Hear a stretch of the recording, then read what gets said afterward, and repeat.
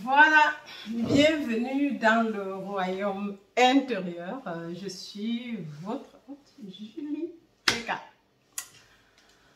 Oui, nous sommes toujours en train de lire notre livre, Ta foi et ta fortune, ensemble avec les explications. Et que la gloire revienne à Dieu pour cet accompagnement qui se sert de moi. Car, comme je dis, c'est lui qui fait les œuvres. Le Père en moi fait les œuvres. Il est en moi, je suis en lui, nous sommes un. Mais lui, il est plus grand. Et c'est lui qui fait les œuvres. C'est lui qui donne la révélation. Je suis la résurrection, je suis la vie, je suis la révélation. Je suis la sagesse et la puissance de Dieu, le Christ. Et le Christ en moi, l'espérance de gloire. Wow. Donc, c'est impersonnel toute chose. Lui, il est d'une réalité. Et je dis toujours, comme je le disais déjà depuis le temps dans l'église, qu'il croisse et que je maigrisse, que je lui dis qu'elle disparaisse complètement et que rien et rien que le Christ soit, le Père au-dedans soit, et sans coloration. Oui, car il n'y a que lui. Alors, mes chers amis, si tu m'écoutes pour la première fois et que tu n'es pas encore abonné, fais-le maintenant et n'oublie pas d'activer la cloche de notification afin d'être avisé automatiquement lors des prochaines publications. Comme j'ai dit, nous sommes en train de lire notre livre de Ta foi et ta fortune par Neville Goddard. Et je rappelle que Neville Goddard est un mystique du XXe siècle. Il a commencé par la loi. Il est né aussi d'une famille méthodiste par des parents.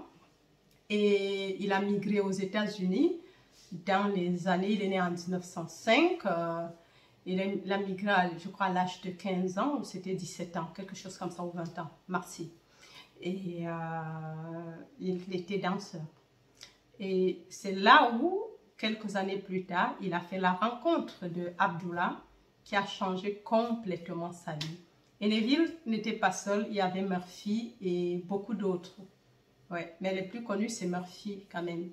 Et il leur a enseigné la loi, et pas seulement la loi, le côté exotérique de la loi du juif, quoi.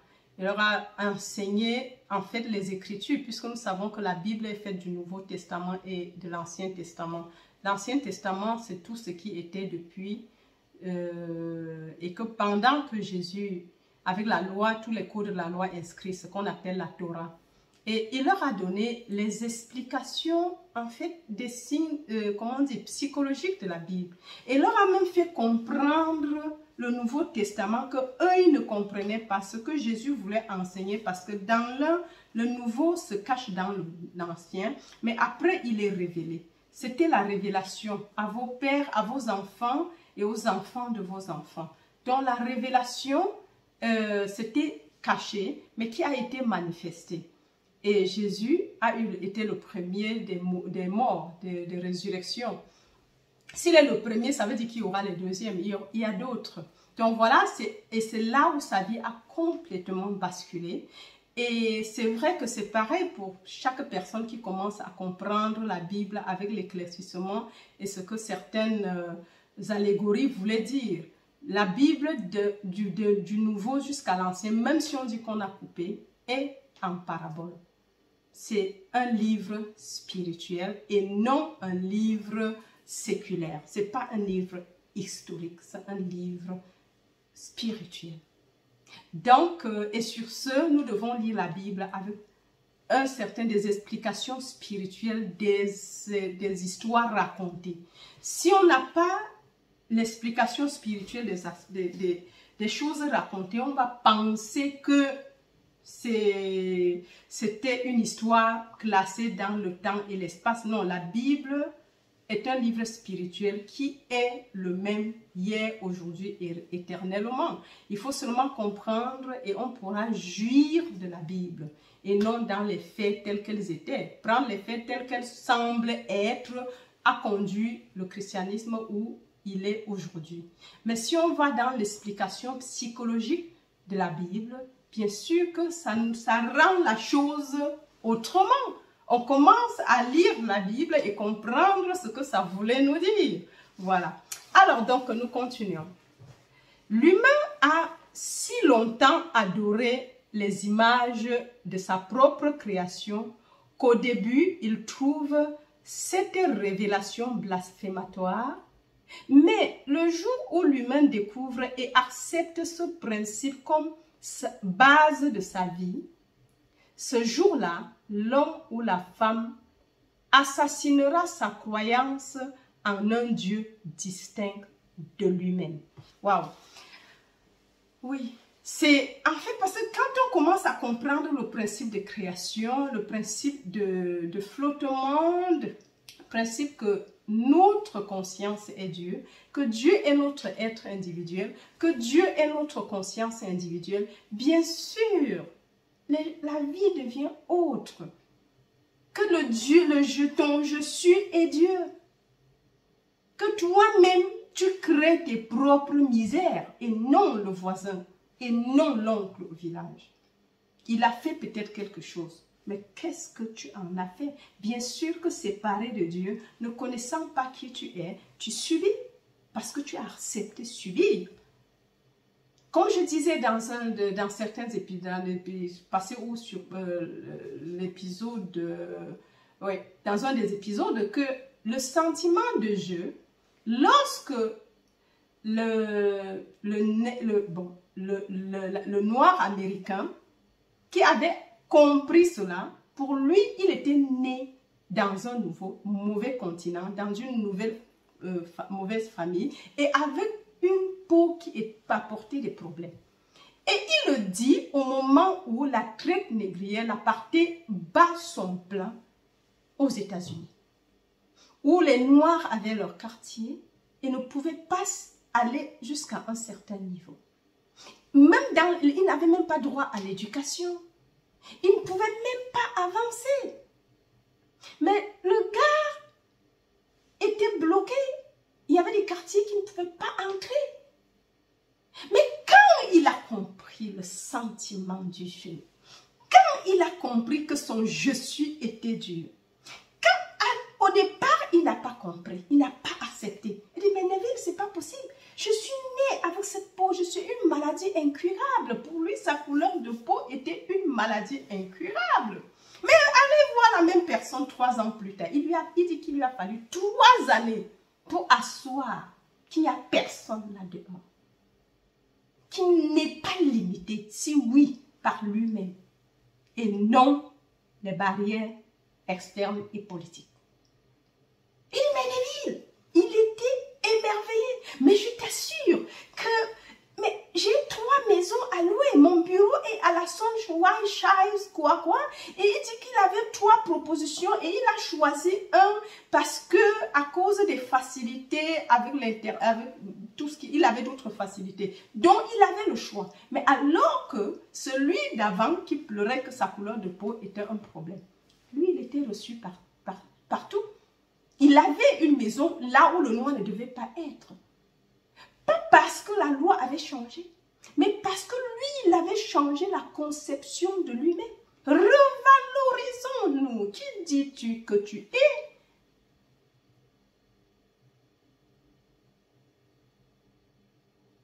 Ça, c'est assez important. Quand il a changé le sentiment de jeu et compris que le jeu est Dieu et que ce jeu, avec le jeu, que lui-même, il est la source de ses problèmes. C'est parce qu'il croit et accepte qu'il est séparé de Dieu, qu'il a toutes ces barrières, que si lui, il ne mettait pas les barrières et acceptait pour vrai ce que les autres disent de lui, il ne serait nul. Il serait ailleurs que là où il est. Rien ne lui serait impossible. Oui, pour celui qui croit, tout est possible pour celui qui croit. Mais tu crois quoi? C'est écrit, la Bible dit, tout est possible pour celui qui croit. Nous lisons, mais on ne comprend pas. Mais parce que tu ne commences pas à comprendre que, crois en quoi que ton je suis est Dieu. Les gens ne veulent pas encore comprendre. Mais il n'y a qu'un seul je suis. Et dans Exode 3, chapitre Exode chapitre 3, il dit, voilà mon nom pour l'éternité. Moïse était un tueur. Il avait tué les Égyptiens et il était en exil. Il fuyait parce qu'il avait peur du Pharaon. Mais le jour qu'il a appris que son je suis était Dieu, il a porté sa femme, sa femme et ses enfants, il a dit retournons. Et allons libérer le peuple d'Israël sous le joug du Pharaon. Le Pharaon était le grand. Il était, pourquoi quand il est venu, le Pharaon ne pouvait pas le tuer? On ne tue pas Dieu. Il savait qu'il était Dieu. Le Pharaon ne pouvait rien. Même pas le Pharaon. Il dit, je viens libérer mon peuple. Avant, il voulait user de la force pour libérer les Israélites. Quand il a su qu'il était Israélite, il voulait se venger. Non, ce n'est pas par la force ni par la puissance, mais par mon esprit. Connais qui tu es. Ce garçon qui se passait pour rien, il se lamentait sur lui-même. Mais quand il a réussi à se convaincre lui-même que son je suis était Dieu, il s'est revalorisé. Et nous, on a la suite. Allez écouter le sentiment de Dieu. Là-dedans, Neville dit que son maître, son guide, son maître, je ne sais pas comment je vais l'appeler, Abdou, il dit qu'il était noir comme un as de pique. Avec son bandeau, avec il avait une banderole sur la tête, donc un turban, pardon, le turban sur la tête, comme les Juifs à l'époque, ou bien ceux qui sont dans le désert. Mais il dit, il était escorté partout. Donc si lui, à la vérité, il est escorté, et toi, d'un côté, tu dis que tu es noir, alors que lui-même, il est même plus noir que toi, et en même temps, il vient d'ailleurs pour être en Amérique, il vient de l'Égypte pour être de l'Éthiopie, pour être en Amérique. Mais toi qui es né, rien ne peut être impossible pour celui qui croit. Crois seulement, a dit Jésus à Marie, et tu verras la gloire de Dieu. Crois que ton Jésus est Dieu. Est-ce que tu peux croire aujourd'hui qu'il n'y a pas de limite? Si oui, celle que tu t'imposes, que ton village n'est pas ton problème, ta tante au village n'est pas ton problème, ton oncle au village n'est pas ton problème, le marabout au village n'est pas ton problème, ton voisin ici, qu'il soit vampire ou tout ce qui est spiritisme, n'est pas ton problème. Mais c'est l'acceptation, la croyance en ces choses qui est ton problème. Donc toi, tu es ton propre problème. Bien sûr, le but c'est de croire qu'il n'y a rien en dehors de Dieu. Dieu est l'unique. Ces choses vont disparaître. Il y a un seul pouvoir. La croyance en deux pouvoirs est notre problème. Faisons un nettoyage, l'autopurification. Abandonnons la croyance de la dualité. Renonçons à la dualité. Renonçons à la croyance en deux pouvoirs. Acceptons le Christ comme l'unique, la puissance et la sagesse de Dieu. Et ce Christ est en toi, en moi. Et en toi, il n'y a qu'un seul Christ. Ce n'est pas comme s'il y avait deux Christ. Il y a un seul Dieu. Un seul Christ. Vous voyez que Abdou était reçu avec dignité à Dinéville. Partout où il passait, il était escorté et reçu avec révérence. Mais c'était possible pour tout le monde. C'est possible pour ce jeune garçon et c'est possible pour nous aujourd'hui. Lui, c'était la couleur de la peau, mais aujourd'hui, on n'a plus ce problème. Toi, c'est quoi ton problème? C'est quoi? Tu ne peux pas prendre la parole en public? Tu es né dans une famille qui est ouvrière, tu crois encore à cela, mais c'est ça, c'est ta croyance qui est ta limite. Quel est ton problème? Croyance à une supériorité, c'est aussi un problème, car il n'y a que Dieu. Quand on se croit inférieur ou supérieur, c'est un problème. Parce que qui connaît Dieu, sait que Dieu ne fait exception de personne. Et il n'y a que Dieu, il n'y a pas que... Je ne suis rien de moi-même, a dit Jésus. C'est pareil, Julie Descans n'est rien d'elle-même. Il n'y a que Dieu. Ça, c'est important. Mais il faut accepter la loi accepter cette vérité voudrait dire qu'on doit faire l'autopurification. Abandonner toutes les autres croyances qu'on avait jusqu'à maintenant.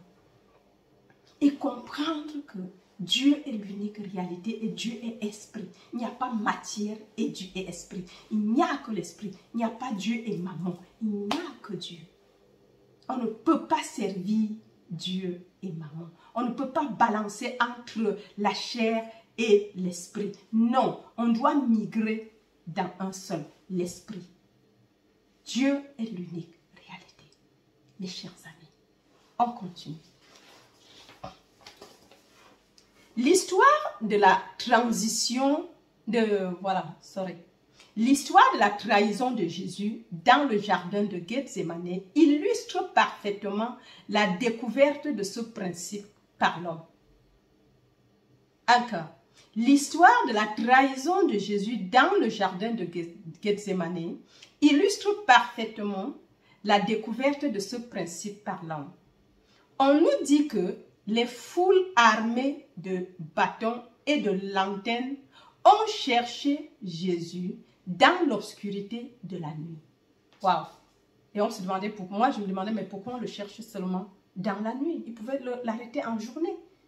Pourquoi ils attendent quand il est dans l'obscurité, dans la nuit pour aller le chercher? Et c'est après qu'on comprend que ce n'est que l'allégorie. Alors qu'ils cherchaient à savoir où se trouvait Jésus, le salut, la voix a répondu, « Je suis. » Sur quoi toute la foule est tombée à terre. En retrouvant leur calme, ils demandèrent à nouveau qu'on leur montre la cachette du Sauveur et le Sauveur dit à nouveau, « Je vous ai dit que je suis.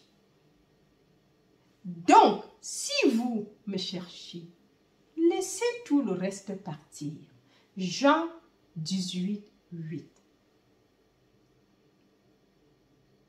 L'homme dans les ténèbres de l'ignorance humaine se met en route à la recherche de Dieu, aidé par la lumière vacillante de la sagesse humaine. Lorsqu'il est révélé à l'homme que son je suis ou sa conscience de l'être est son sauveur, le choc est si grand qu'il tombe mentalement à terre, car toute croyance qu'il n'a jamais entretenue dégringole lorsqu'il réalise que sa conscience est le seul et unique sauveur. Waouh! C'est pour ça que les gens n'acceptent pas. Tu dis à quelqu'un ton je suis est Dieu, mais on nous a, depuis des années, oui, 2000 ans peut-être se sont passés entre temps, mais ça c'est seulement pour les chrétiens. Les autres croient autre chose.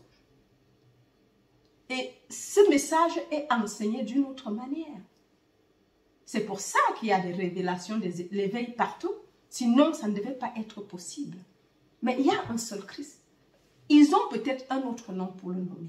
Mais c'est le seul message à prêcher. Il n'y a pas autre chose. Mais c'est tellement que nous n'arrivons pas à comprendre que notre conscience est Dieu.